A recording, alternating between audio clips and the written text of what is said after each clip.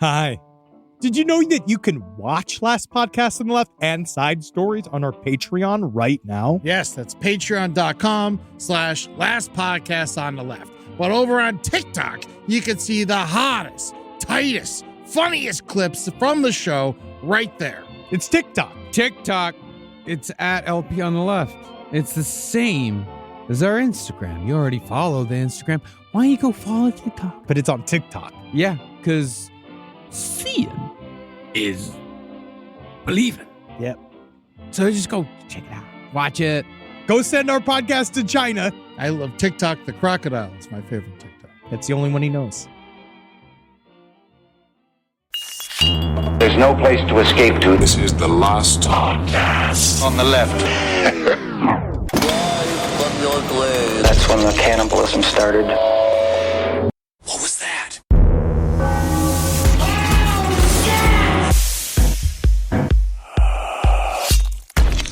Dun, dun, dun, dun. You know you got a hernia when your belly grows a tail.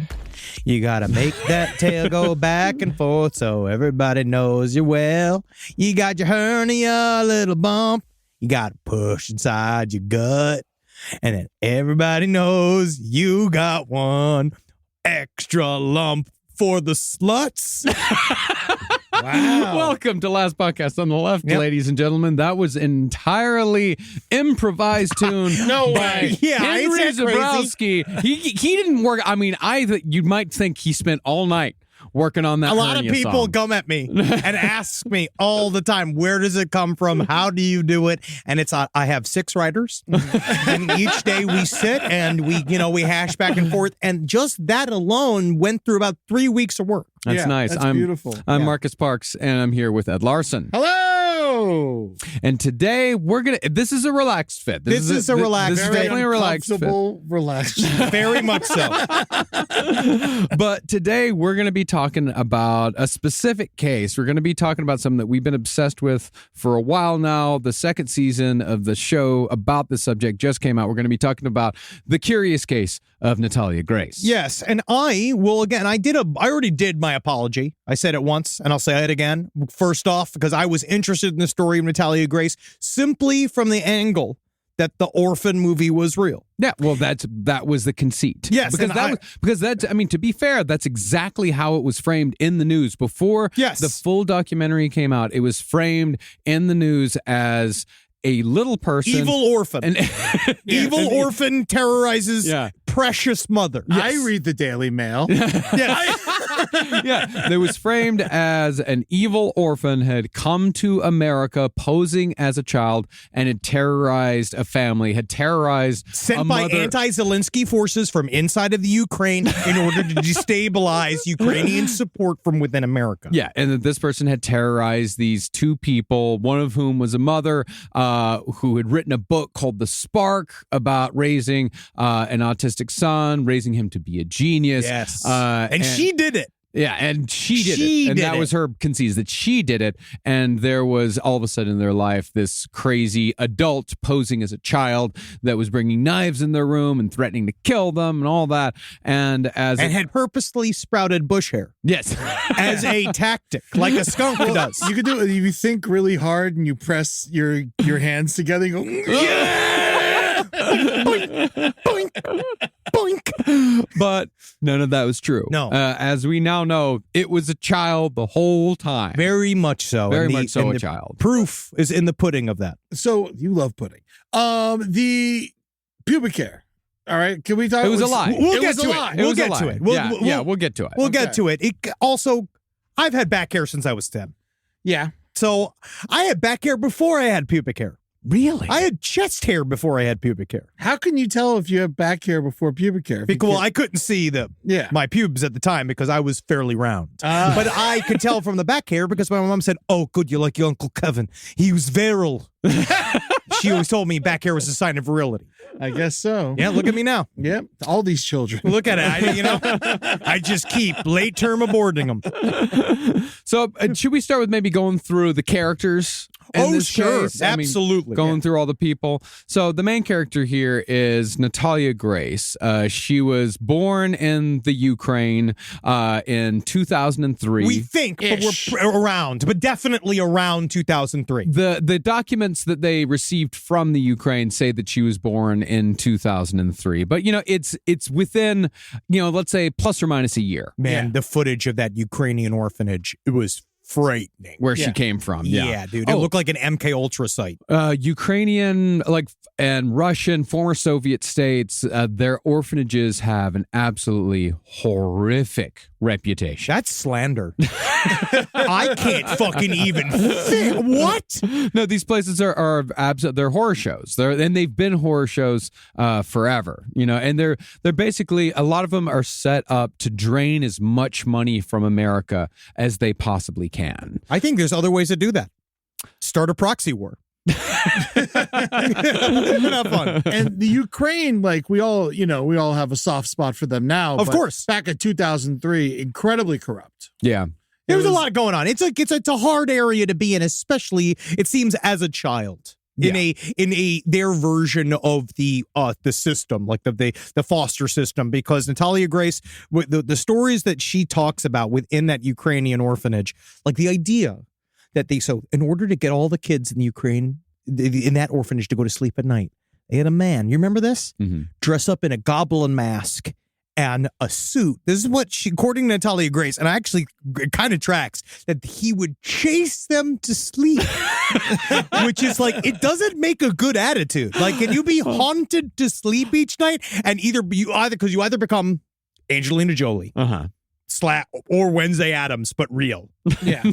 But I guess that's kind of what ended up happening to Natalia Grace. But I don't know about her memories because she came to the United States at a very young age. She was 2 or 3 when she came to the United States. And she was adopted by this family called the Cicconis. Yes, the Ciccone families. Yeah. Which also, because then she was named Natalia Lord Ciccone, which is Madonna's child's name as well. Well, Madonna's the Cicconis. Yeah, Madonna's real last name is Ciccone. Oh, that's cool. Yeah, Madonna Ciccone. I don't know if Madonna is her actual real first name, but her last name is Ciccone. I would imagine Madonna's not her real name. It might be like Lauren. Yeah. I think actually it might be. But the Cicconis had her for 2 years. And, Natalia Grace, she was born That is her real name, her legal name. Yeah, that is a real, but she was born with a rare form of dwarfism. So it requires a lot of medical attention. A lot of medical attention. It's a very expensive child to have. Yeah. And so the Cicconis... Specialty shoes. You need to have stuff set up in your house so they can reach things. A lot of surgeries. A lot of surgery. Constantly, yeah. Yes. 3,200 people have this in the world, they said? Yeah. Damn. It's very, very rare. But what the Cicconis did is that they started basically shopping Natalia around to other little people families. Yeah, well, because the idea of maybe people that understand the syndrome or what what she deals with would probably help to have a couple having an actual dwarf family raise you, because they know what to look for and they know how to help. Yes, but it also came with a price tag, it seems, and it always the Cicconis are a very mysterious people in this story because nobody has ever actually talked to them. They're very secretive. They're very reclusive. They're very litigious. Yeah, they don't want to be involved in the story, which I mean, it's hard because they did what they felt was right by Natalia. And, I don't know what else you're supposed to do about that. But they knew they couldn't properly take care of her. You would think. Yeah. But eventually, after passing over 2 different little people couples, the Cicconis settled on Michael and Christine Barnett. Now, Michael Barnett, how would you describe Michael Barnett? He is a weenie. He is one of the... I talked about this on Side Stories, and he obviously he makes for good television. He does. If you watch the actual series, animated. Yeah. But Michael Barnett is an absolute weasel. Yeah. I would put him towards he's like an evil pain butler. to Christina Barnett, Christine Barnett. He was a very strange man, flair for the dramatic. Very much so. He's obsessed with himself, loves Alice in Chains. Mhm. That's one of the best parts about him. Loved his little car. He pulls up in his little car. Always has a convertible of some sort. Absolutely. There's nothing wrong with that.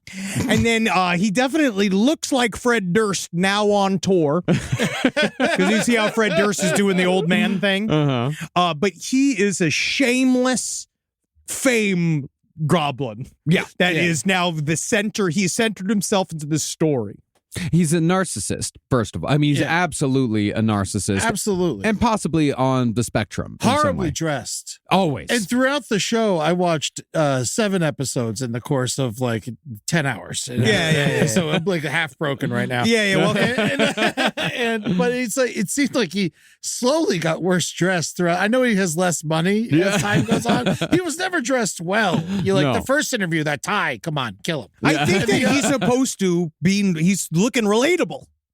I think that's what he's doing. I think he's trying to show, like, I'm a guy. I'm a regular guy. When he did the act out of when he was in that first season, when he's on the ground, I mean, like, I can't say anything. Yeah, I'm like that. Right. That's how I speak. Yes. So a lot of times I'm watching him being like, that's quite the storyteller right there. And I know it's because I'm watching. It's like how I use my hands. Histrionic is He's the way histrionic, that I would absolutely describe this man. Yeah. And so Michael Barnett is married to Christine Barnett. And Christine Barnett is 100%, from what I can tell from the documentary series, and from what she said and blah, blah, blah, so on and so forth, sociopath. I'm an absolute sociopathic personality. She is a handful. That is for certain. Also, in terms of just look, that ice blonde, like she's got the thing. She looks like kind of otherworldly. She looks like what's her name from the Golden Compass. Oh, okay. Kate Blanchett, kind of like that style, like with like Ice Queen, whatever it is, or was her from X-Men? Oh, Emma Frost? Yes, Yeah, she kind of looks like Emma Frost. That's a dime store Emma Frost. Sure. I got like Brett Butler if she was a robot. Yeah. Regret Butler. Yeah, we have Emma Frost at home. That's who she is. But she wrote this book, The Spark, because they have their other son. Their biological son. Their biological son. One of the 3. Is the one that was featured on the documentary series. He was a child prodigy that was like, he broke all these records. He gave his own TED talk. Yeah. I heard stories where, he would take like popsicle sticks and toothpicks and he would build like the interstate. Like he would build like Indianapolis. He would build the interstate. Wow. He knew all the names of the streets. Like he's an absolute genius. Yes. Like an incredible proven genius. And as it seems, which I've heard a lot about prodigies. It's like that idea of like when they try to move on past their prodigy stage, it's very detrimental to their mental health. Because a lot of times that accelerated intellect seems to sometimes affect a social ability. Like it affects somebody, bring you in, especially if they talk about with kids that get put ahead in class, like how like it kind of fucks up their social network a little bit and kind of fucks them up later on. I don't know if you've met anybody, and I love them, but it's like, how many times you've met someone? I remember in school had went from homeschooling to came to public school. Oh, it's a tough and transition. it's a hard transition because they come in and they're used to mom and dad being their social network, or they're used to, and so they're kind of act like an alien. And I feel like in that way he suffered from that, where he got to the point where like, now you're not a child anymore. Where's the adult prodigy part? And the pressure seems to make people kind of fold in a little bit. Mm-hmm. Yeah. Well, Christine wrote a book about raising this guy. His name is Jacob. Wrote a book about raising him called The Spark, in which she takes a lot of credit for his genius. Yes. Takes a lot of credit for basically saying if it wasn't for me and my superior skills, this child would not be the genius that he is. And it's successful. I mean, this book was well known. There was a 60 Minutes segment on Jacob Barnett. I mean, this woman gave talks. The book was it sold very, very well. So this woman was a known figure in, I guess, the parenting community. I don't know exactly what you'd call it. Oh, according to here, Jacob Barnett is full on getting his doctorate right now. That's incredible. Yeah, he's working hard. Becoming a theoretical physicist sounds difficult. Yeah, Jacob Barnett also, he was also abused as a child. In the show, I would say he's the only likable character. I'd say so. I feel poor, but then also I feel bad for Natalia Grace because of what she went through in this process of being blamed. Well, the story of Natalia Grace is, I think, completely wrapped up in this documentary series because so far there have been 2 seasons. The documentary aired on ID Discovery, 6 episodes each, season 1, season 2, and the documentary itself kind of became a part of the Natalia Grace story. Yes. Especially how they framed it, because I would say that this documentary series is unethical, to say the very least. It's very exploitive. Very exploitive in a lot of different ways, and towards a lot of people in the case, towards Jacob, towards Natalia. I am thankful that Natalia actually gets to tell her story. In the second season, she gives a rebuttal. But in the first season, the documentary filmmakers kind of they frame it as maybe she's an adult. Yeah. Maybe she's not. Maybe she's a sexual predator. Maybe she's not. When they knew the entire time that she was a child. I was multiple episodes in when I still thought that she might be a little demon. Yes. That's how they set it up. And they set it up for narrative interest. But, it doesn't really serve. You have to wait a whole season to find out that they knew for a fact that she was a child the entire fucking time. And that's the big key here, is that where did it start? So Christine Barnett, the Barnetts adopt Natalia Grace. Yeah. In 2010, they adopted her. She arrives at their home, and it sounds like they picked her up in Florida. They picked her up in Florida. Little People of America or something were the ones that sold her, kind of. I'm not sure about that. Yeah. Okay. I'm still piecing together the documentary here. Yeah. And if we get a couple of facts wrong, forgive us. SideStoriesLPOTL@gmail.com, because we're just kind of talking about this story. Because I will say, I know that there are people who feel very, very strongly about this case. And I'm one. And I get it. But I'm also going to say that this case is extraordinarily messy. It's messy. Very complicated. Everybody's got a different story as to what happened. And that's also on top of the fact that, a lot of people depend on Natalia Grace herself as far as how things happen. But you also have to remember that she's working from a child's memory. She's talking about things that happened to her when she was 7, 8, 9, 10 years old. She was literally forced to become an adult.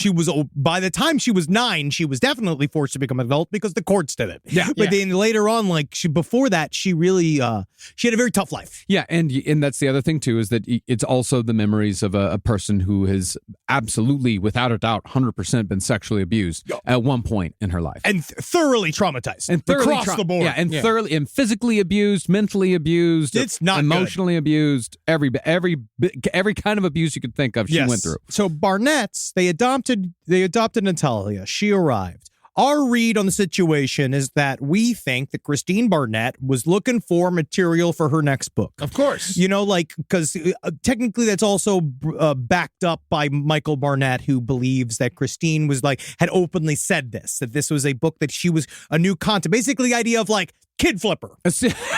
I can get a kid in there. Any kid. Yeah. It doesn't matter. I can flip them. I can make them a success story. Yeah, I can take a child with a very rare genetic disease, and with a lot of challenges, and I can make them a genius because I made my other son who has his own issues. I made him a genius, so I can make anybody a genius. It's the big sequel. Yes, and obviously this is conjecture, but it does seem to track. Well, $600,000 on the first book advance, right? Yes. And then Lord knows how much that successful book made after that. So we're talking probably $1 million.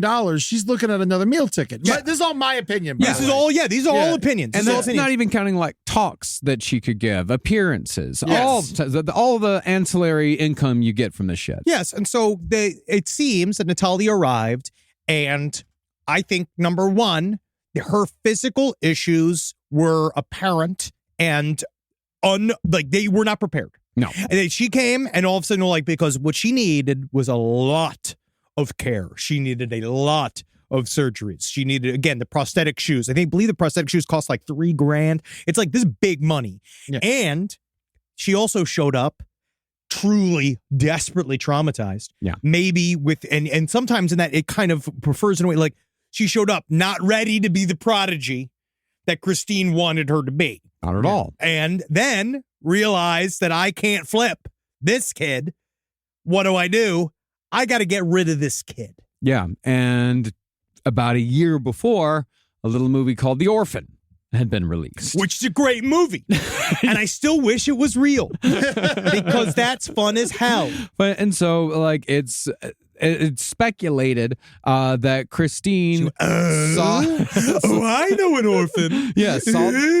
Saw the movie and thought, we'll just do that. We'll just prove that this little girl is an actual adult. And then once we prove that she's an adult, we can just kind of get rid of her. We can push her aside. We can get her out of here. Well, they tried a couple of things. At first, it was trying to show that she was a danger. Yeah. So she started reporting that she was attacking people in the neighborhood, and then she was attacking her fellow kids, and then she was attacking people at school. We now know that Natalia's teacher came out and said that Christine Barnett had made a report that Natalia was ramming kids with her wheelchair and being a wheeled terror inside of her classrooms, with Natalia's teacher basically said that didn't happen. Natalia's adopted mother, Christine Barnett, was like, she's a monster. We're trying to maybe get her into sort of like an asylum-like situation. Well, I mean, there was so many, things leading up to that, to the asylum type situation where it was,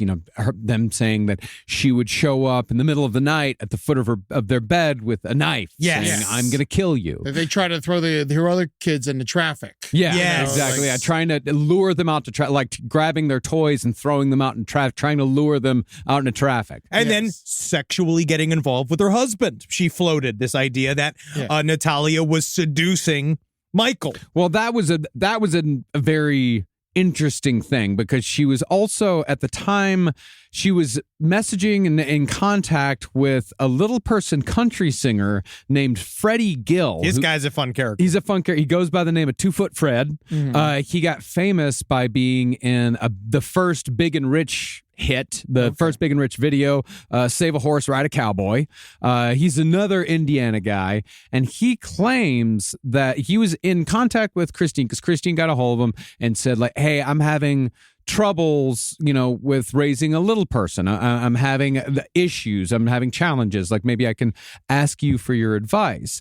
And as time went on, Christine is very fond of sending sexually explicit images of herself to people. Yes. She's very fond of that. And So she started to try to seduce him, kind of. Yeah. So she started sending these sexually explicit images to Freddie Gill.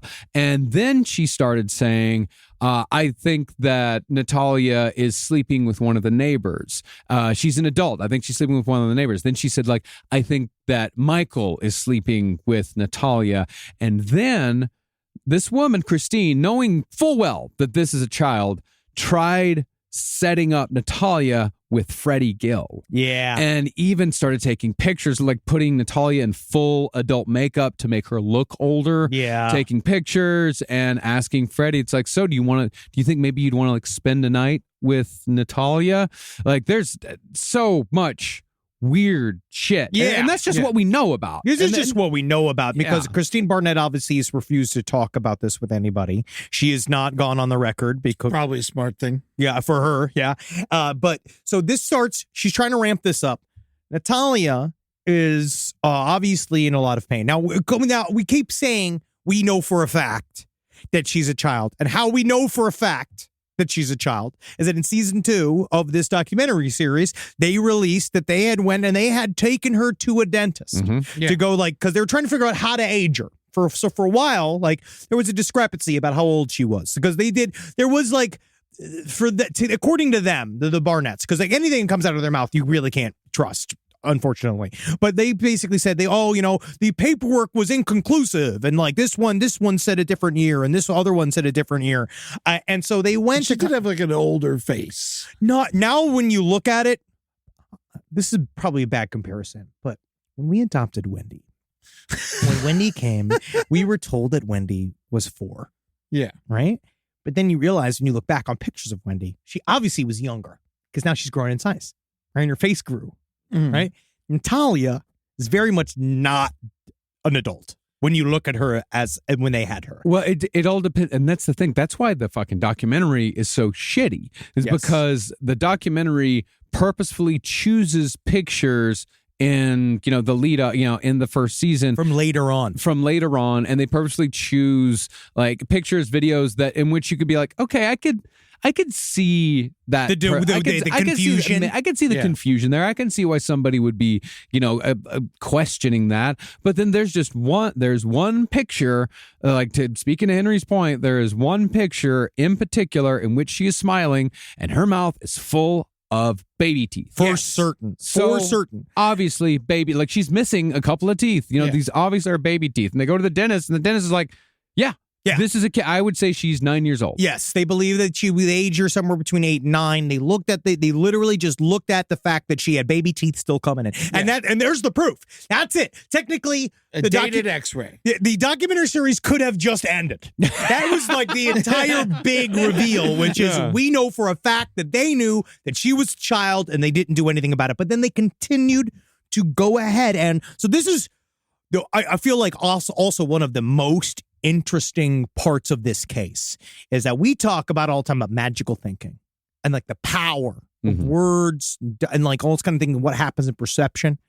Think about how magical it is that you could go into a room and a man in a cloak, right, with a big old scary book and a quill can look at you and go like, you say you're 9? Not anymore. You're 22. And legally, you are. And now you are this age forever. Yeah. And they can't seem to undo it. The re-aging was like, that's like the kind of this weird, crazy sort of like very unique crime. Well, here's in the what center of this. Well, here's what happened with that is the Barnetts, they keep going to doctor after doctor until they finally find one that says like, oh yeah, this is probably an adult.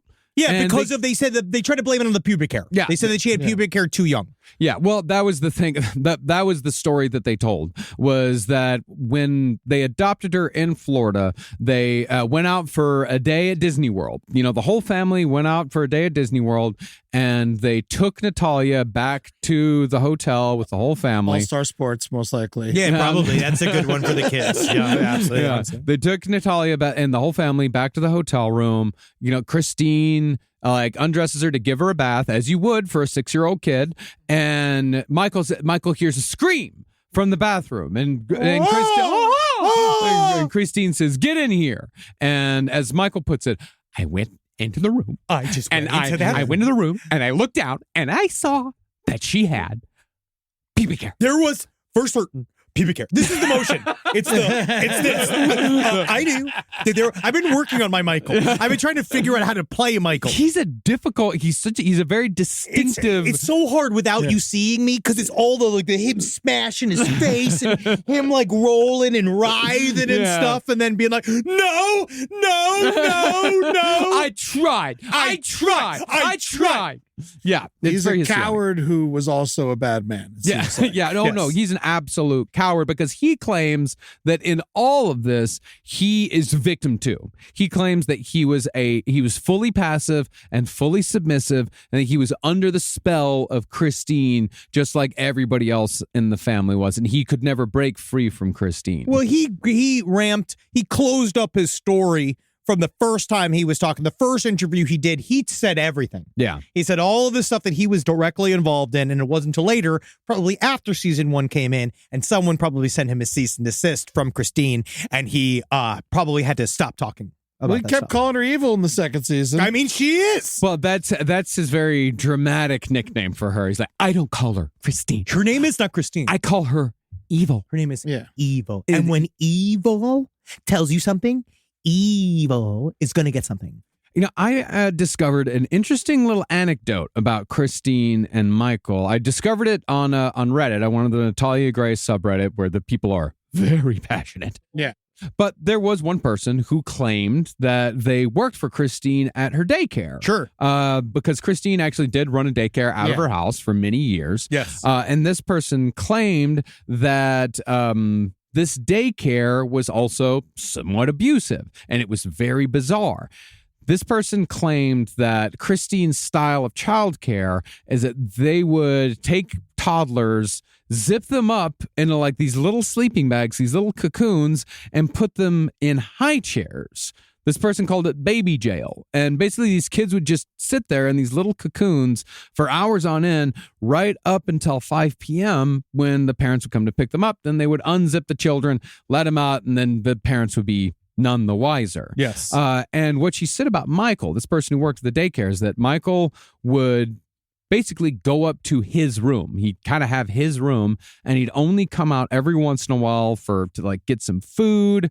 He would barely talk to Christine. Anytime he talked to Christine, it would be to complain about something. And then he looked very disheveled all the time, and that he would just hide from Christine basically all day long. But it makes sense. And it tracks. I think that he was abused in the scenario, but he has a lot of, he was a part of it entirely. God, For yes. sure. He was number two. God, yes. He admits that he saw her beat him Yes. 3 times. Multiple times. Multiple times. And he didn't do Also, anything. did he ever have a job? I kept trying to clock that.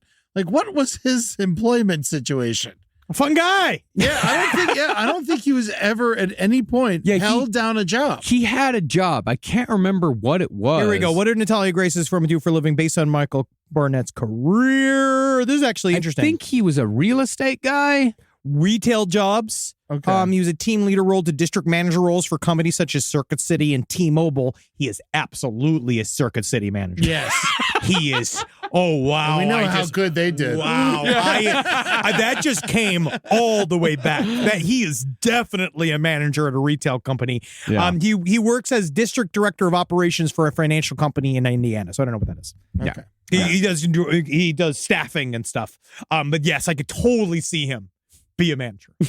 Absolutely. Rise from your grave. Hello, Ed Larson and Amber Nelson from the brighter side here to check in with you, see how you're doing. Is your day more disappointing than a gas station sandwich? Are you trying to put one foot in front of the other in a glue factory? Did you try to throw your air fryer in the bathtub, but nothing happened because you were too lazy to plug it in first? Then the Brighter Side podcast is for you. Each week we take nasty, dookie, stupid, dumb, Stinky, no good, doo-doo factory, boo. caca-like topics and try to find the brighter side. Hey, Amber, what's the brighter side of waking up chained to a bed in Russia? At least they have free health care. That's right. So start your weekend off right every Friday with the brighter side on the Last Podcast Network. You beautiful babies.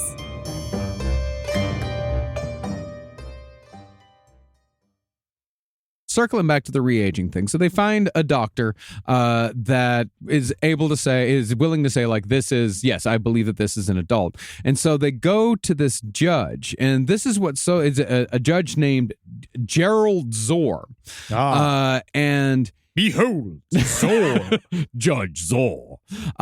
And this judge didn't see Natalia, didn't bring Natalia in. He didn't meet anyone. He didn't even meet the Barnetts. They never even stepped into court. The Barnetts didn't take an oath to tell the truth. The Barnetts just submitted a petition with this doctor's note saying, like, this is an adult. And the judge said, okay, and just re-aged her from 8 to 22. And if you want to ask the question to so many things in this fucking case, when you ask, like, how did this happen?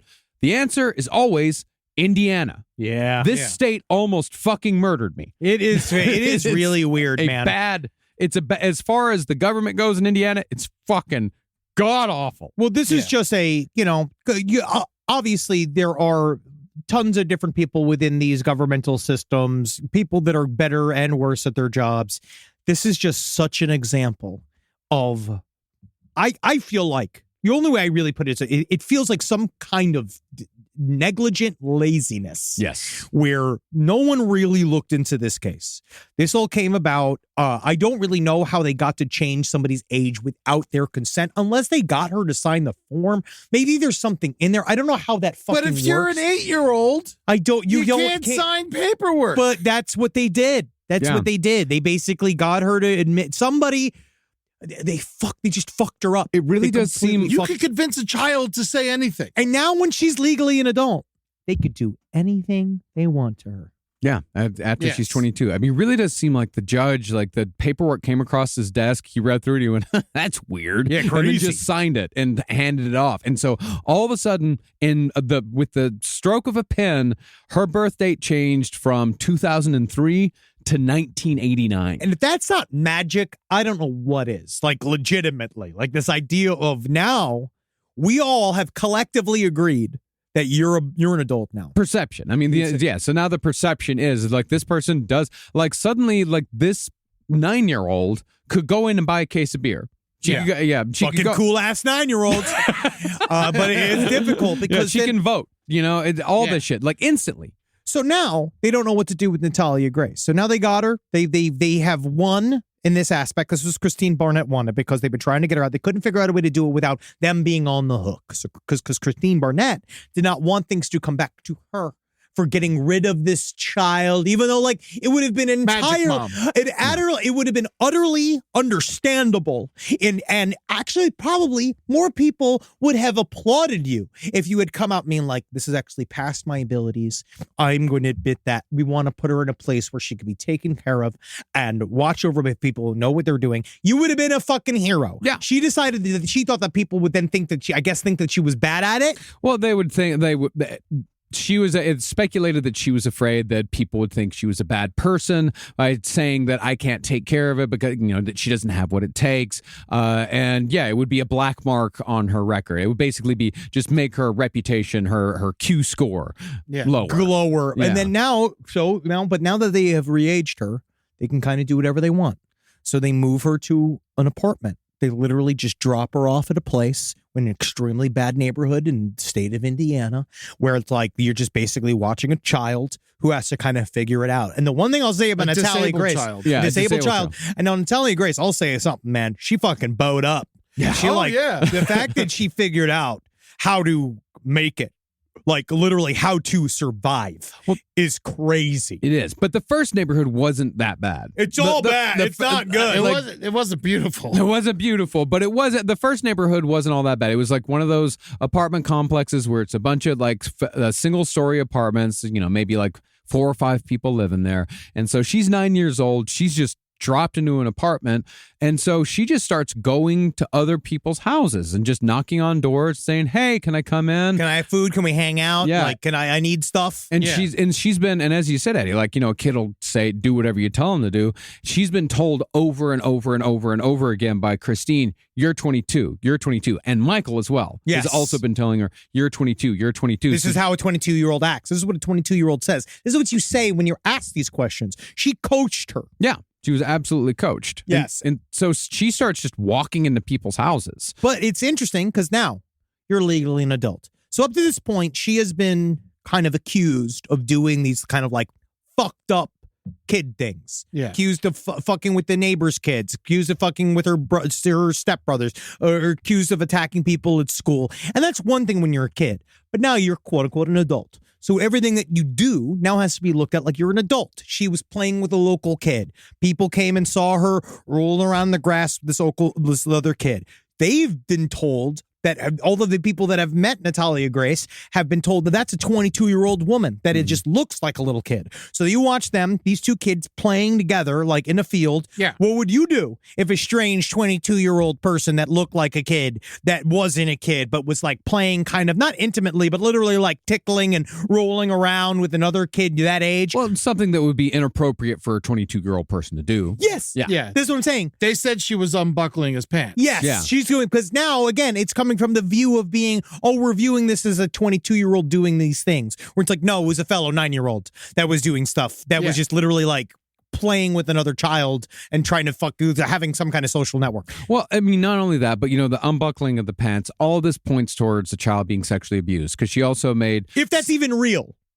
If that's even real, but I don't know. I mean, she made a lot of sexually inappropriate comments to her neighbors, a lot of sexually inappropriate jokes. Yeah. She did spend a brief period in what they called a stress center, which was a fucking asylum. Yeah, like, it was the pictures they showed of it did not look friendly. Looks terrifying. It looked like Yes. Shutter Island. Yeah, Yeah, it's bad. Yeah, but it was also said that she was, approaching sexual inappropriateness with some of the other patients, and then she was taken out of that center because of that. But that's the thing, is that that's the behavior, exactly the behavior that abused kids exhibit. Yes. A lot of abused kids exhibit they call it precocious sexuality. And it's almost proof that at some point, either before she came to the Barnetts or while she was with the Barnetts, she experienced some sort of sexual abuse at some point in her life. Almost certainly. This is frown time. All of this is frowny. Yeah, things. and it's even frownier for the fucking documentary filmmakers to exploit all of that for 6 episodes. Yes. I have some questions about the insane asylum that just don't add up for me. No, there's as far as the documentary goes. There's a lot. They left a lot of gaps. Yeah, they left a lot of gaps. They were in and out of that shit in the first season, and then don't mention it in the second. Yeah, because first of all the phone calls from the nurses and shit, none of those people left their name. They're just random phone calls. They could have been literally anybody that they're talking to, and we have to take their word for it that they're actually talking to the nurses that work there. But I know that no nurse from a fucking nursing home would even talk like that. No. It's just who the fuck are these people? Yeah. It doesn't add up. No, it doesn't add up at all. So it may even be that all that was bullshit. Who knows? Who knows? This is the thing in this story. Because you can't even trust the filmmakers in this fucking thing. Everybody's all over the place, and everybody's got a fucking agenda. Natalia Grace is just trying to tell her story, but also I think that her memory is kind of jacked up because of all the things that happened to her. I also think that she's been through a fucking lot. I think that and it was traumatized deeply as a kid. And now you've got Michael Barnett, who is a legitimate, I don't know what you'd call him. He's a narcissist. Yeah, and I would not let him fucking watch Wendy or Carmi, never mind have adult children. You shouldn't be allowed to drive. Yeah, he fucking creeps me out. And then you get Christine Barnett, who's an actual fucking literal monster. Yeah. Yeah, she found the perfect patsy, which is Michael, I feel like. And Or she developed him. Yes. Developed him. Yeah, and then abandoned him because after she was at the apartment for, I think it was a year that she was in. Gone for a while. Yeah, it was quite a long time in this apartment by herself in a fairly nice neighborhood, and she would go across the street to this other family who were like these two nice people that, were just like, she was a problem because she was around all the time, and they thought that this is a 22-year-old person who has no sense of boundaries whatsoever. And that's what most people thought about her, is like, oh, this is just a person who has no sense of boundaries. Yeah. Not knowing that they're dealing with a 9-year-old who's lonely. Yes, and that's really because everyone thought it was quote unquote creepy, and this is where the creepy thing comes from, which is this idea of she did all this fucked up stuff. Oh, she's an evil orphan, and it's just like, no, she was just fucking not 22. She was a child. Now also was fed this stuff that she was an orphan, fed that she was an evil 22-year-old, fed she was told this. So you get it's easy to program a child. Not just that, I think it's important to remember that she is in constant agonizing pain. Yeah. Yes. And who knows what medication she's on to make her think a certain way. Oh yeah, I don't think she was given any medication. You don't think so? She wasn't taken care of. She wasn't taken care. They did the absolute. They only bare gave minimum. her one surgery, right? When she should have she needed dozens of them. Yeah, yes. and then she fucking was sitting there and she couldn't move properly. She couldn't walk. Her feet were facing out. You know, and she still is all fucked up. Obviously, she didn't even have the right shoes. Yeah, to walk around. She needed a walker. Needs specialty shoes. She specialty man. When they showed the steps she had to go up in order to get into that get into the apartment. Well, that's the second apartment. Yes, that was the second apartment. The first apartment that she was in after I think after the lease was up, they were like, we can't have her around anymore. She's made sexually inappropriate comments, and also the incident with the little boy. They're like, we can't have her around anymore. She can't live here anymore. So what they did is they found another apartment, they found another apartment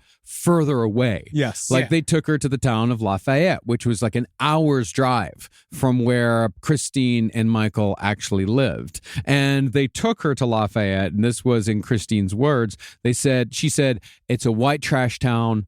No one's going to care. Yeah. Like we can just put her somewhere and no one's going to give a shit about her. She was literally left there to die. I've seen shit like this before. You're given no money. You're put in the house in the north with no electricity most of the time. It is to kill you. No phone. They wiped her contact list clean on her phone. Yes. They put her in a bad neighborhood on food stamps to survive, a 9-year-old. They thought that she was going to get murdered. Yeah, it's truly or starve to death. Truly fucked. Or fall down the stairs. I think they were counting on falling down the stairs because even in order to get to the apartment building, it was like kind of a cracker box, a top on top duplex.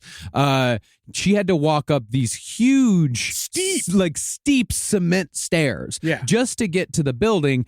And then she had to go to the second floor. Yeah. And how's she going to carry groceries up there? I think they were counting on her falling down the stairs and dying. Yeah. That's what they were counting on. And then they moved to Canada. Well, Christine Barnett moved to Canada. Yeah. Because they found out Michael could not go as well, which seemed to be a part of her plan as well. Her plan was to abandon Michael the plan was to keep Michael in America, to go away, leave without divorcing him. Eventually, they did get divorced. Oh, yes, they got divorced. But yes.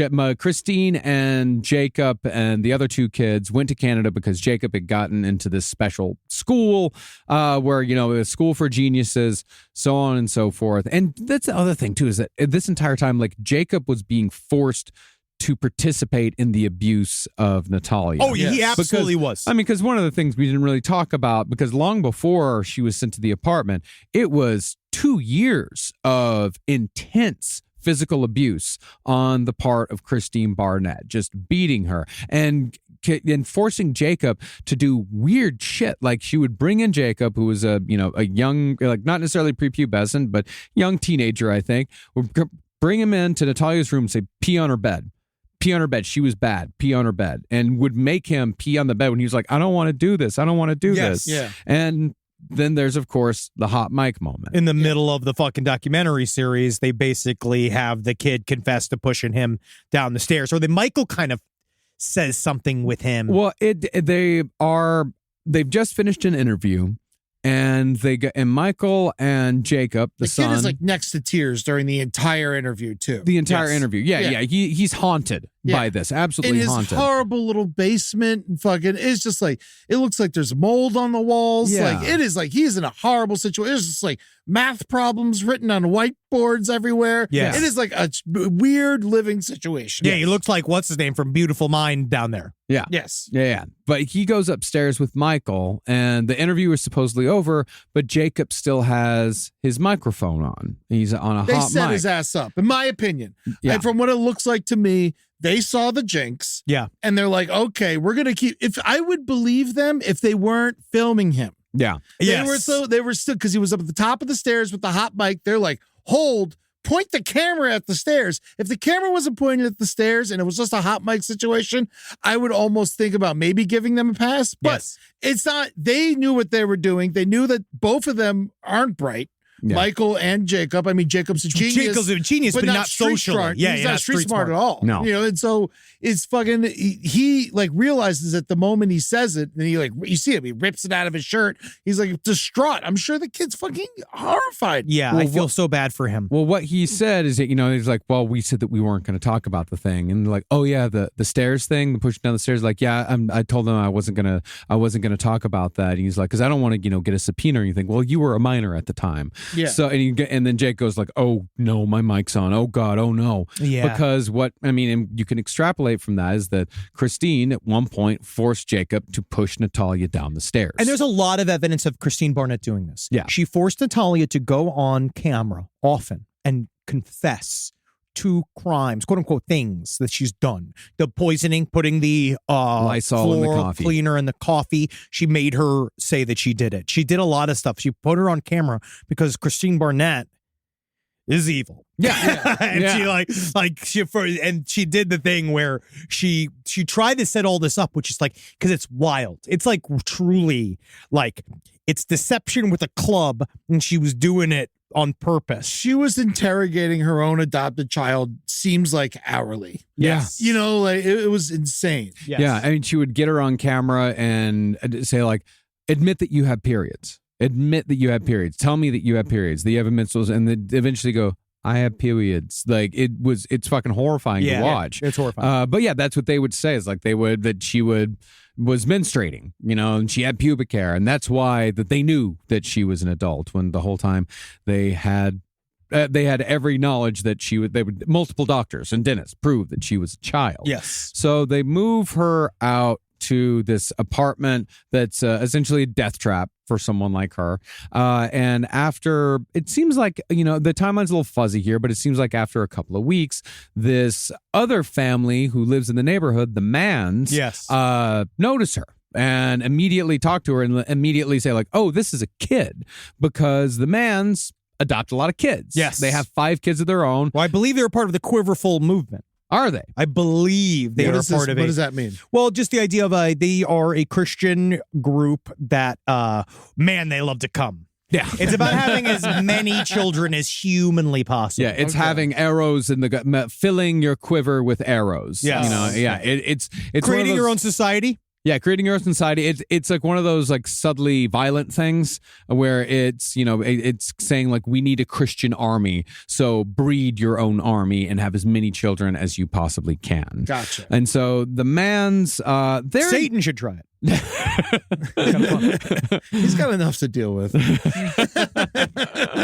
So their name is Cynthia and Antoine Manns. They're an interesting couple because Cynthia does seem like a genuinely caring person. She does. She does seem like a genuine person, that she truly loves kids, truly cares about kids. Antoine, I'm not quite so sure about. I don't like him.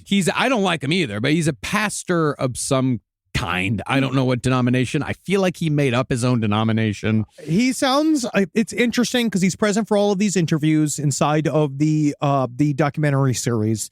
In the second season, he's present for all the interviews. Well, not the last one. Not the very last one, exactly. Yeah, probably because Michael wouldn't show up without him. I wouldn't show up, motherfucker. He says one curse word and he starts screaming about God while they're trying to interview him. I mean, that whole thing was it all feels very reality television. Once It's it got very to that reality point. television. I mean, the second season, you can tell that they are turning the Natalia Grace story into a reality TV show. Yes. Um, and that's where you're like, that's one of those trying to get in my world where I'm like, so this is HBO? No, this is what HBO. No, but it's not. Yeah. It's ID, but it's on the HBO fucking app. no, And it's you're on like, Max. Max is not HBO. my Discovery friend. has ruined HBO. We don't need to get look into at that this now. fucking shit where it's like, I am one because I forget, but that really is like, talk about like if you want to like, that's a media thing where Yeah. you start to watch this stuff, and I was like, I can't fucking believe that HBO would make something like this. And then I have to remember they're not making something like this. Yeah. ID is making this. Yes. Yeah, And so you have that's to. I was thrown off by the bleeps. Yeah. Yeah. I was like, I me thought too. I was watching HBO. Yeah. Where's the? I want to see that pubic hair. You know, like I didn't realize that it was ID until I think like the second season. Yeah. Like it wasn't until that, like the whole time I'm thinking it's HBO, which is, you know, kind of fucked up because it lends the whole thing like such an gravity. air of legitimacy. Yeah. Yeah. Rise from your grave. So the Manns like take Natalia in. They're like, okay, you're getting out of that fucking apartment. We take you in. And they say that she's lived with them for like 10 years. They say she's a loving, happy person. Yes. No problems. They adopt a lot of kids. She's always very good with all the other kids. Like, I mean, yeah, they say that, yes, she has her problems, but she was an abused child, a neglected child. Of course she has fucking problems. Yeah, she's all jacked up. Yeah. She can't really read. She can't really write. Or she couldn't at the time when they found, when they fucking She had saved her from the streets. almost no formal education. None But whatsoever. She speaks well. Yeah, because again, she had to. Yeah. She had to. Yeah, she had to figure it out. Yes. But this isn't necessarily a spoiler, but at the end of season 2, you get and this is just more of the exploitative bullshit. Yes. The end of season 2, like they end season 2 with, the Manns have finally adopted Natalia. Even though she's an adult. Even though she's an adult, which you can do, you Yes. can adopt adults.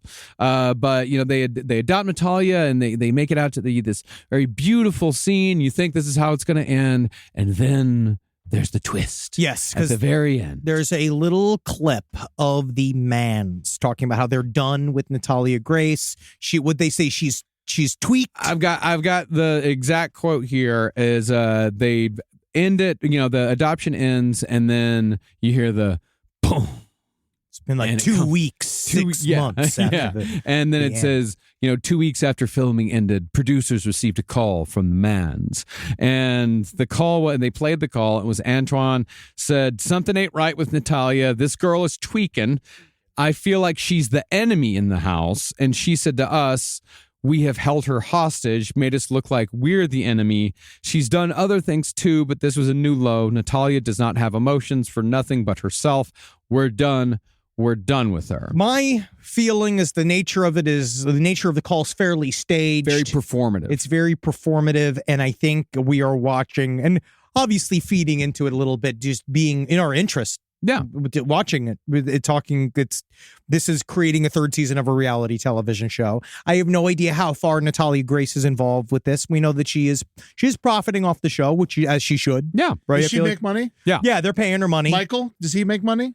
I imagine they're not paying him anything, or he might have a day rate. But I bet they pay him. They have to pay him, right? Yeah, I bet they pay him. I kept looking up, are these people getting paid? I couldn't find shit. I know that she's getting paid because now I guess the Man's a part of what that was referring to. The statement is about they felt that the money from the show wasn't split with them. Whatever. Where did you find that out? Like another forum. Again, it's another just reading on reading. Like that's a forum. That's probably speculation. Yes, it's all speculation. That's the other thing. Every article I found was by the Sun or the Daily Mail, and it's none of this is credible. Well, this is what's hard. Is that this is why a lot of times we cover stories that have been through 9 other vetting processes, so that when we get to it, we add the dubious. You know what I mean? We add the dubious. We add all this stuff. Yeah. Where stuff like this it's so hard because number one, it's very emotional. Yeah, it's extremely emotional. People get tied up. We talk about the passion behind this, and two, it's we don't really know what happened at the very center of the story. The things that we do know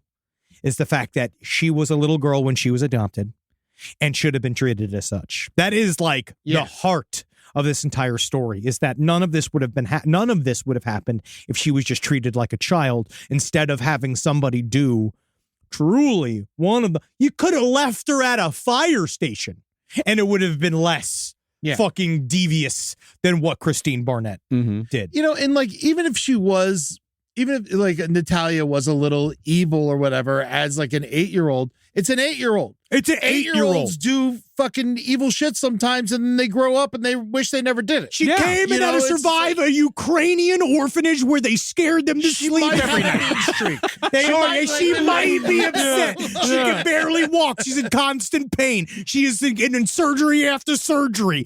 Her hands don't work. Yeah. That was the other thing too. You know what showed me? Natalie fucking clued me. You were watching it last night, and you were they say all the stuff about her hurting people and holding knives, and there's the whole story of her trying to pull Christine into an electric fence. That was the most ridiculous, stupid fucking part of the goddamn show. Pushing the kids in, and then cuts to innocuous but interesting Michael. This fucking guy, what a piece of work. He tries to go into a LeBron James handshake chain with Natalia. Do you remember this? Where he tries to show her the snap. He does that. He he's just he's no, you have to do it like this. And he goes slap, you gotta click, you snap your fingers and shit.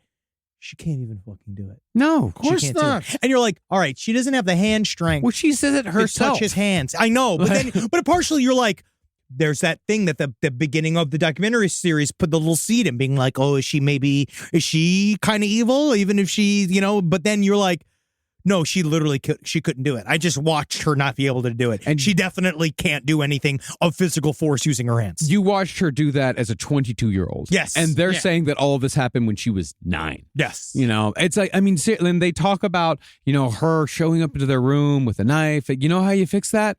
Fucking baby gate. Well, she was a child lock. She's 2 feet tall. There it's was even also that at that point. It was 1.5 feet, 2 feet tall. And she says that herself. She's look at me. She's why are you're afraid of me? Yeah. What the fuck? They also said that they talked about that they did diagnose her with reactive attachment disorder, which was, it's this concept of you come from a place of no trust. You're an orphan. It happens a lot with orphans. According to this, it's a reactive detachment disorder develops because a child's basic needs for comfort and affection and nurturing weren't met. And like what that means is that like they sometimes act in fucked up ways and they do fucked up things.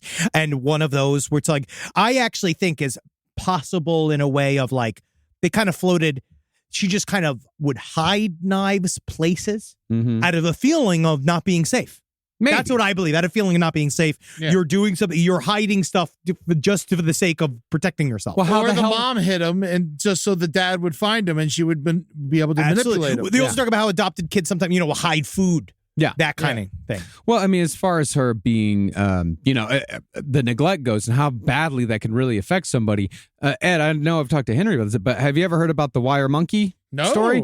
There was a study that was done many years ago when they were still very cruel to animals, where they took a baby monkey, or a few baby monkeys, and they had 2 mama monkeys that they basically crafted.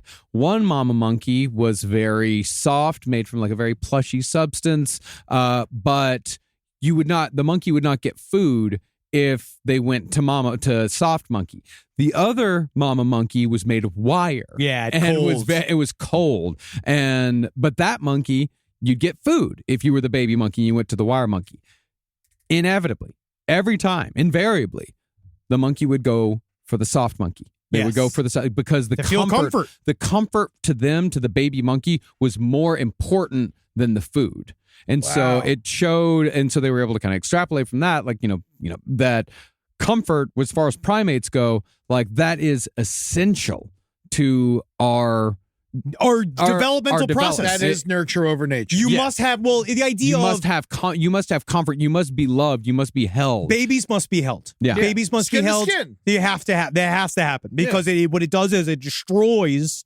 If you don't have it, it destroys an essential social adaptive nature. Like it's just how it is. It fucks you up. And so they said right here, it is a common problem for kids that were, this is from Romanian orphanages, but it said it was a common problem from kids that were from a lot of Eastern European places. I don't know why. Why are they bad to orphans? Is there just a thing that they just are not into it? I feel like there's got to be at least one good Ukrainian orphanage, right? I guess so, but there's got to be good ones. There's got to be one good Russian orphanage, right? Maybe. The job don't pay shit. I'll tell you that right now. So you're kind of getting who you get, and then it's like the really good people they run a really good orphanage, but there's still a lot of extra kids. Yeah. Especially in places that are like war torn and going through constant civil war like the Ukraine.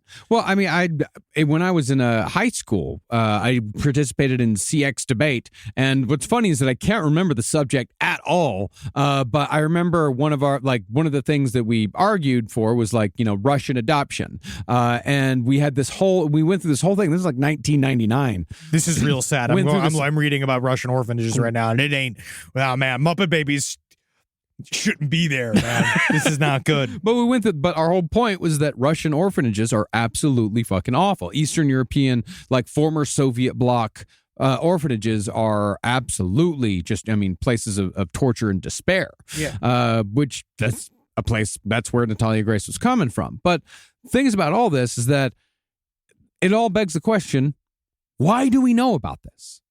Why do we know that all this happened? And that's because in September of 2019, Michael and Christine were charged with multiple counts of neglecting a dependent for leaving Natalia in the apartment. Someone noticed. And so they were charged with 8 crimes, like neglect of a dependent causing bodily injury.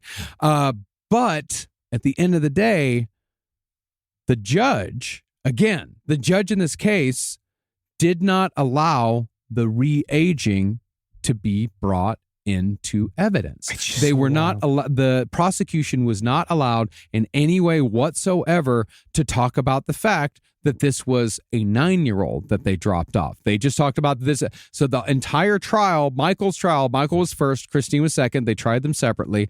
The entire trial, the prosecution had to go only on the fact that this was a 22-year-old.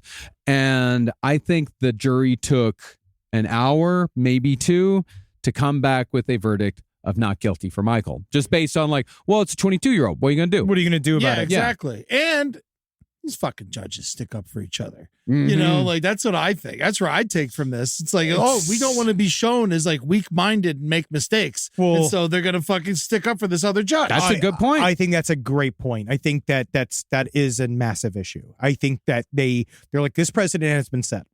And if we undo this, how many other people are going to come to undo this? Because it's understanding that we would have to do like, how do you put it? That means that someone's like truly fucking with the trust the court puts on you to not lie to us about re-aging your child. But I also like, how many people, I'm going to look this up, how many people a year are re-aged? Like, how often does that happen? It doesn't seem like I think it happens in adoption cases with Eastern European kids because oftentimes the age is wrong. But usually it's like a year, 2 years, 3 years. Yeah. It's not fucking 12. Yeah. And to go back on the judge thing, not to get too political or whatever, but we know that it's either, if it's a state case, then either the Pence probably appointed this judge because it's Indiana. Interesting. And if it's a federal case, Trump probably appointed this judge. Well, I think 2019. I think these are probably elected judges. You think so? I mean, I don't exactly know how Indiana works because a lot of judges are elected, and I don't know if you know this, but I know at least in Texas, like you don't have to have a law degree to be elected to judge. Whoa. You can that's like I'm a judge now. like county judges, shit like that. Like you don't have to have a law degree. You just have to say like, hey, I want to be a judge. And everyone goes like, yeah, I think he'd be pretty good at that. Yeah, I like him. Yeah, I like him. And so all of a sudden you've got this guy in there that has very little knowledge of the law, but he's there and he's making decisions that affect people's lives. But I think what it probably has more to do is just, this judge doesn't want to fuck with another judge. That's it. Like another judge, like he saw the judge is like, I can't really, like maybe he probably fucking knew the guy. Yeah. He's like, doesn't want to fuck with his job, doesn't want to fuck with the guy and just fucking lets it go and doesn't allow the re-aging to be entered. So Michael gets off scot-free. And then after Michael gets off, the prosecution looked at Christine's case and decided we can't win this shit. It's a waste of time. And the prosecutors aren't going to try a case unless they are 99% sure that they're going to win. They're not going to go forward with it. Yes, and because to lose something like that would be a massive public loss. 2 in a row? Yeah. Yeah, to lose 2 in a row and to also like spend the time, spend the money, all of that to try this person. And so they just dismissed the charges against Christina a little less than a year ago in March of 2023. And so she can't be tried again now, right? No, she can be. I think civilly. Probably. I think they're going to go for the civil award because the state of statute of limitations for neglect of I believe a disabled person had passed. That was one of the other reasons why they couldn't get Michael on those charges. Yeah, but I think if you are tried for a crime and found not guilty, you can't be tried again. But if charges are dismissed against you, I think you can be. I think the charges can be brought back, like if there's new evidence. I'm pretty sure. I hope so. Yeah, I hope so. But they're not. It's not like they're just not going to go for it. They're not going to go after it. I think as far as the state of Indiana is concerned, this case is behind them. I don't think they fucking care. But there's so much footage of her just abusing this child. We saw it in the documentary. Yeah. Well, I mean, but that's the thing. There's only footage of her there's footage of her emotionally abusing her. There's no physically abusing. I mean, the wall thing is insane. But there's no video evidence of that, and that it lasted as long as they said it did. Yeah, and you don't know, and it could also be argued that's just that's a punishment that a parent is allowed to. I mean, hell, there's a lot of people that will defend beating your kids, we should bring spankings back. There's plenty of, especially like Indiana. Like I know all our people in Indiana. We got good people. We got really Indiana. good people in Indiana. But goddamn, that state's awful. It's just got a lot of problems. They just need a lot of help. It's got a lot of problems. I personally have people going through some crazy problems with the adoption process in Indiana. Yes. Yeah. That's as far as I can talk about that. But I know firsthand there is some crazy problems with the adoption processes in Indiana. It is very interesting. I'm also looking more into re-aging. But I guess it does happen fairly often in international adoptions because they believe if you shave a couple of years off a child, it makes it more attractive. Yeah. Albert Pujols. Yes. Who? Albert Pujols, the great home run hitter. He came from the Dominican Republic, and like he came in, and they were like, he was like, I'm 16, I'm 18. Yeah, you know? of course. But he was like clearly 20 something. That's what Larry Fishburne did to get an Apocalypse Now. Yeah. He was Mila sick. Kunis. Yep. Yeah. Exactly. So sometimes re-aging is good.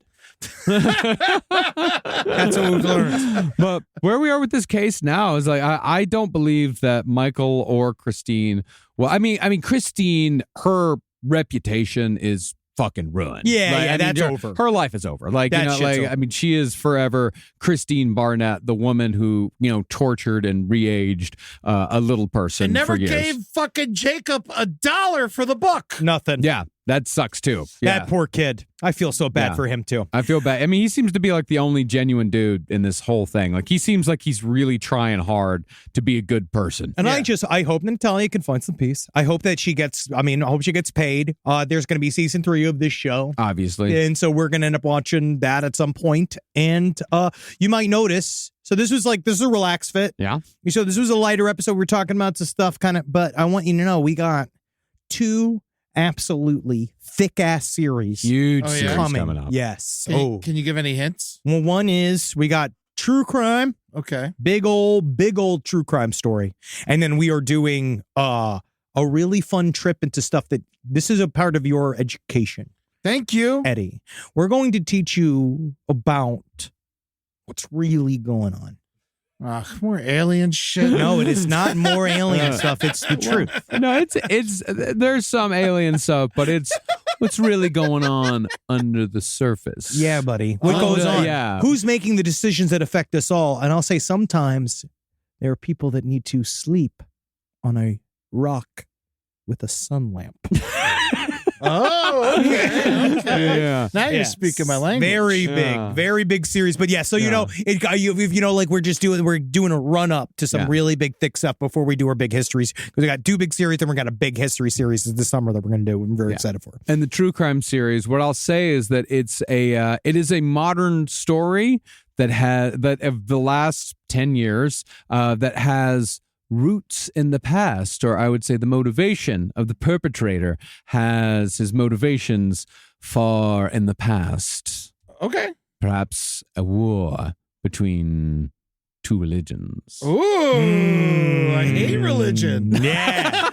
And you're going to like this. You're going to like this. The nuns are number 1 now, by the way. Did you hear that? The nuns are number 1? Yeah, the number 1 religion in America is none. Whoa, yeah, no zero. Yeah. Oh, none. Yeah, we did it. No none. religion. I thought you meant Not like none as an N-U-N. Yeah, I thought- none as I an didn't know any. I thought you meant like nuns. Well, I No, want. no, they're out. Yeah, they're out there. They're way out. They're way out there. Have you ever seen a young nun? I have. My whole life, I've never seen one young nun. I've never seen a young nun. No, Yeah, I think never have that either. We are going to see the end of nunnery. It's very possible. Yeah, we'll still have priests for a while, but yeah, we'll definitely see the end of nuns. Yes. Fuckers, man. Yeah. Let the nuns be priests. That's the whole problem. Man, you know what? That should keep them out. No, just let them fuck. Just let everyone Let fuck. everybody That's the fuck. problem. That would that's be the a big. big. That's the big would problem. help out a lot. Yeah, let the nuns be priests, but first let them fuck. Yeah, can't everyone? They let them scissor. Let priests suck dick. Yeah. You know how many problems would be fixed if priests could just suck dick? They do probably. Legal. You don't dick. think that the Legal Virgin dick. Mary? Yeah, You think a Virgin Mary didn't suck dick? Yeah, that's how do you think she got the name? Yeah, buddy. Yeah, because she kept the holes empty. I don't know how I have this. So they never said anything about virgin teeth. Well, this has been I was in the house. And the guy angel came in the windows. I'm a baby. What was that? Gabe? Yeah. Gabe. That was his name. Yeah. You hungry? Let's make some food. Let's That guy shoots crazy ropes. What a sad episode. So next week we got one that we're doing a last little special, and then once we're back, so 2 weeks from now, we're going to be having a big series. So you'll see it. All right. All right, fuckers. Very big indeed. But yeah, don't forget to check out all our shows, all of our live streams at twitch.tv/LPNTV. All you out there who are Patreon subscribers, we got some really cool shit coming up. We're going to be adding some stuff to our Patreon here very soon, here within the next month. So if you're not a Patreon subscriber right now, you can go to patreon.com/lastpodcast on the left and check out to see what all you get for becoming a Patreon subscriber. And also know that there's going to be some extra shit in the future, especially for those of you who enjoy watching Last Stream on the left. We have a lot of stuff coming down the pipe. We have a lot of changes, and we've been kind of working behind the scenes a little bit, but you're going to be I think the word is overwhelmed with content. Yeah. Very soon. You're gonna cry yourself to sleep. Yeah, and if you want to watch us do the podcast, you can check that out on Patreon as well. Yeah, it's in there. Last Stream on the Left, or go to our YouTube page. They're always Last Stream on the Left is posted 2 days after it airs on Patreon, so you can go check it out early on Patreon and watch it live and interact with us as it happens every Tuesday at 6 p.m. PST. Yep. Or you can watch it for free on YouTube 2 days later. So why don't you just go ahead and take yourself out of that shit? Huh? Hail Satan. Oh yeah, Geen. Hail Jacob. Yeah, I good like work. Jacob. I like Jacob a Natalia. lot. I feel like also Natalia's cool, but it's a little difficult. it's hard. Jacob is a pure soul. I feel so much for Jacob. I really do. I feel a lot for Jacob, but yeah, and I also feel for Natalia too. So it's like I feel she is an abused child. There's no question about it. Yeah, she's doing her best. That's what I'll say about Natalia. She's doing her best, and good on her for doing the best she can with a horrible fucking hand that she was dealt in life, and Jacob too. Yes. But everyone else, I don't know. I got no good feelings for anyone else. I don't know nothing about the other kids. Yeah, they purposely stay out of it as they should have. Except for Cynthia Mans. I got a good feeling for Cynthia Mans. I like I Cynthia think Mans. Cynthia Mans is a genuinely good person who truly cares about kids. Antoine Mans, I don't know about that guy. Yeah, he's manipulative. I don't know about that guy at all. Yeah, I don't know about him. All right. Bye, everybody. Bye. This show is made possible by listeners like you. Thanks to our ad sponsors, you can support our shows by supporting them. For more shows like the one you just listened to, go to lastpodcastnetwork.com.